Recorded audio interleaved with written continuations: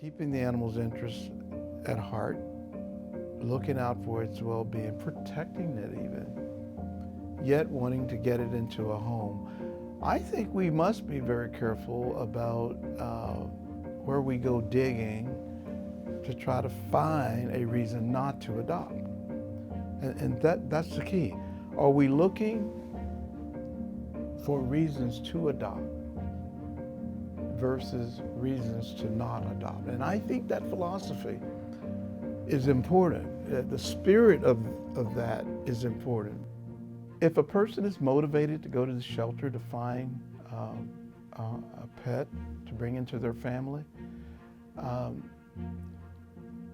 most of those people are not doing it with ill intent. There's a serious interest in finding a family member.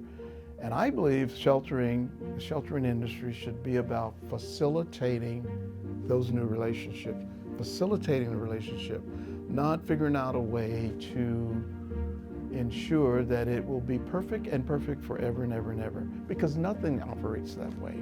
The burden of proof should be the other way around. People shouldn't have to go into an adoptive scenario with this horrific burden of proof to show to whatever adoption agency that they're not maniacs. You know, there should be a real, it doesn't provide a foundation for a loving exchange. It provides a foundation for a very confrontational exchange, and you're not going to see the best of people when you're confronting them with this kind of like implied suggestion that they may not be suitable.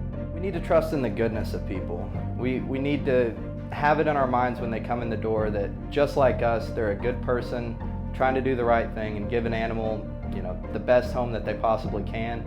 And sometimes just maybe need a little more education, or maybe haven't picked the right animal, and that's kind of where your job comes in. But if you trust in the goodness of them, trust that they're wanting to do the right thing, then you'll have a more positive interaction with them and actually be able to impart better advice to care for the animal, and they'll care more about what you say because you're having a good interaction.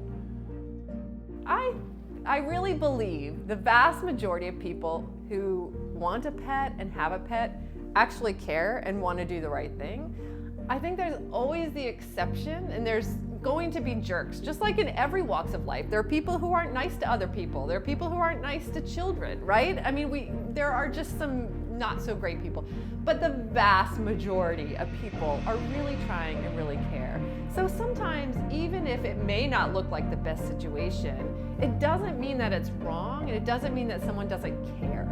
I think a lot of times, depending how someone grew up with animals, or if they haven't had access to things that some of us take for granted, like veterinary care and information about how best to care for an animal, sometimes people make mistakes.